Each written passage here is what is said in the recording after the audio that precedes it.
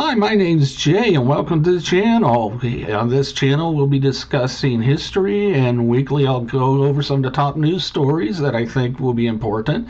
So today, let's get into the past a bit. So what I'm going to discuss is trying to explain to you what historians practice is compared to how the general public views history.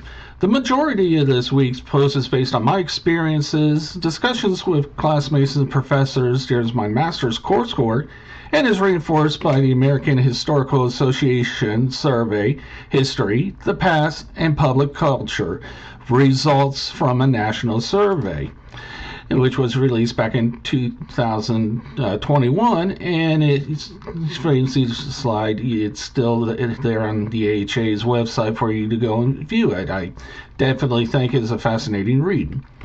So part of what has led me to discuss this topic is the disconnect I have when discussing history with history buffs. While sharing my passion for studying the past, have not have the level of training and experience that I have, earning both my bachelor's and master's degrees in history, having conducted archival research for an ongoing project, and I've also attended several AHA as well as Society for Military History conventions, which includes panels on how to better reach the general public. One example of this disconnect is a conversation I had with my grandfather about military history a couple years ago. While it was a good discussion about the Civil War, I started getting into the weeds a bit and began to talk about military strategies, especially Clausewitz and Jomini. And I could tell that my grandpa was trying hard to keep up, as he hasn't done a deep dive into that like I have. And this kind of illustrates the seemingly growing chasm between how the public views history and how academic historians research and approach history. The general public, along with a lot of amateur historians, view history as a timeline of facts and dates that have varying significance based on the history that they had. They tend to believe that historians conduct archival work and is to discover new factoids about an event. This is due to the way that history is typically presented to them in their formative K through 12 years. Additionally, a lot of the general public's last formal history class was probably a required freshman seminar course on American history or world civilization for those who went to college, or what history courses were required during their senior year of high school. After that is mainly museums, historic sites, podcasts like this, blogs, books, television documentaries, and at your local independent film theater, or whatever events get adapted for film. Whereas academic historians like myself, we view the past as one that is open to new interpretations, whether it's by re-examining an event through a different perspective or conducting research to explore an overlooked aspect of that past. Furthermore, historians will use the past to draw parallels to recent events or to explain modern trends. Indeed, the basis of our research of our chosen area begins with a thorough study not of the facts that are known, but the examination of previous historians who have reviewed that topic, known in the field as historiography.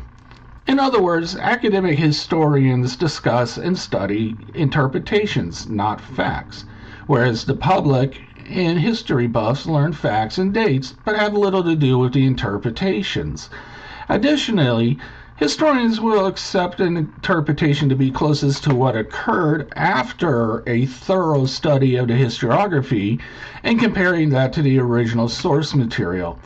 The public generally has not been trained on how to do this exhaustive research and thus rely on their favorite historians and history writers to do the work for them.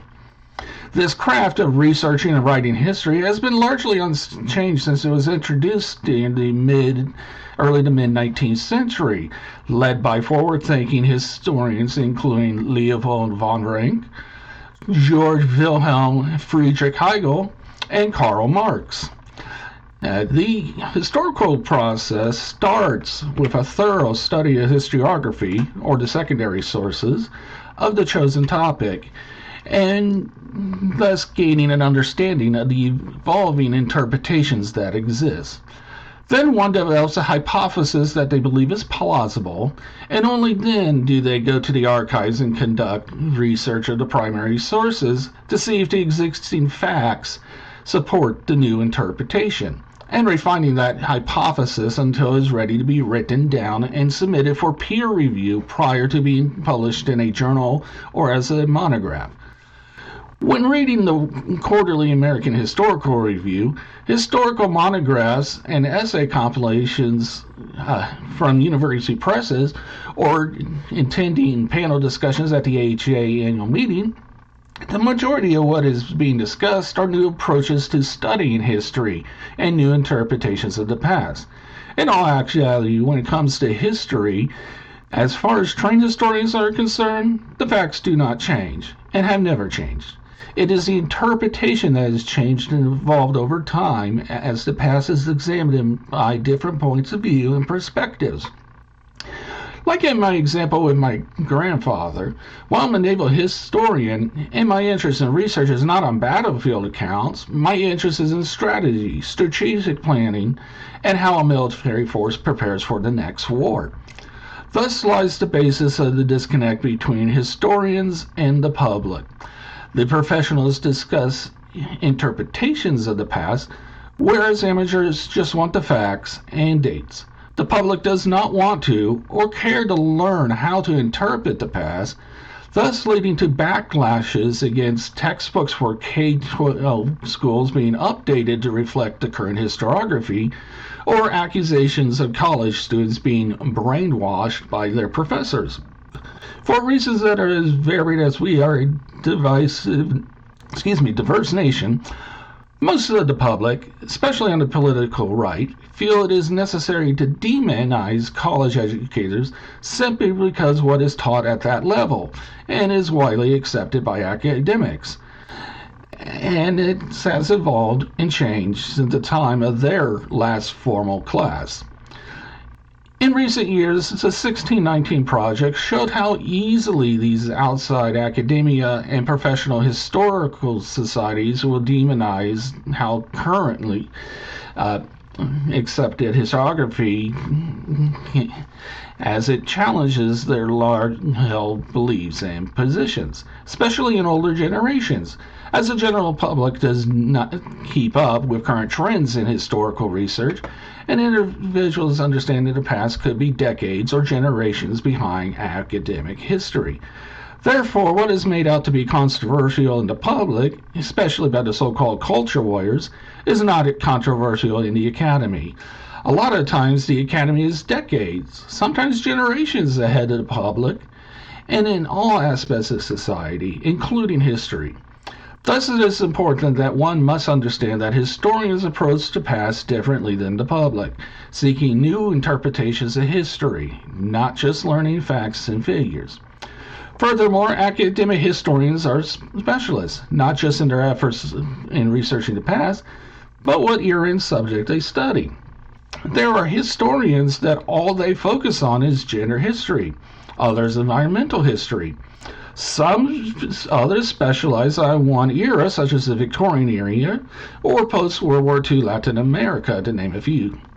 I have met a historian whose entire work has been on dam construction in India, a group of historians who are obsessed with studying the history of comic books, and I've even met a recent convention, an author I like, who uses technology to show how naval tactics have evolved.